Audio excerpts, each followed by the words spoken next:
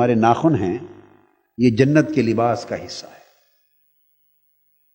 جنت کے لباس کا بعض مفسرین نے بیان فرمایا کہ جنت میں آدم علیہ السلام کو جو لباس اور حضرت حوا رضی اللہ تعالیٰ عنہ کو جو لباس دیا گیا تھا، جنتی لباس، جب انہیں زمین پر اتر جانے کا حکم ہوا، زمین پر، تو قرآن مجید میں ہے نا کہ جنتی لباس اتار لیا گیا، زمین پر بھیجا تاکہ اب زمین کا لباس جا کے پہنیں گے۔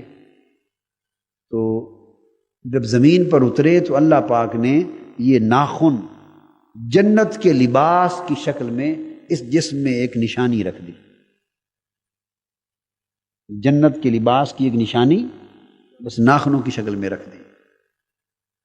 تو جب اللہ پاک نے آدم علیہ السلام کو زمین پہ اتارا، آدم علیہ السلام کو زمین پر اتارا، تو آپ نے اپنے دو ناخنوں کو دیکھا، ایک دائیں طرف کے ناخن میں اللہ کا اسم پاک اور بائیں طرف میں محمد صلی اللہ علیہ وآلہ وسلم کا اسم پاک، ادھر لا الہ الا اللہ، ادھر محمد رسول اللہ۔ تو جب اسم پاک کو، حضور علیہ السلام کے اسم پاک کو ناخنوں میں دیکھا تو آپ نے چوم کر آنکھوں پہ رکھ لیے۔ یہ اذان کے وقت حضور علیہ السلام کا اسم پاک سن کر انگوٹھے چومتے ہیں آپ کے اسم پاک پر اور آنکھوں پہ رکھتے ہیں، یہ اس روئے زمین پر سب سے پہلی سنت سیدنا آدم علیہ السلام کی۔ سب سے پہلی سنت کس کی ہے؟ آدم علیہ السلام۔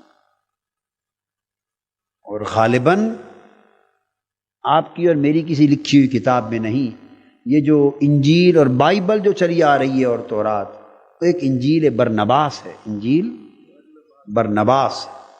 تو وہ عیسیٰ علیہ السلام پر جو انجیل نازل ہوئی اور ان کے شاگرد تھے برنباس، انہوں نے مرتب کی تھی۔ تو وہ انجیل اب چھپی ہوئی ہے دنیا میں، انگلش ورشن اس کا، اردو ورشن، عبرانی زبان میں ورشن اس کے موجود ہیں۔ اس انجیل برنباس میں جو عیسیٰ علیہ السلام کی کتاب تھی، اس میں بھی آج تک یہ درد ہے، درج کہ حضور علیہ السلام کا اسم پاک ناخنوں پر پڑھ کر آدم علیہ السلام نے چوم کر آنکھوں پر رکھ لیا۔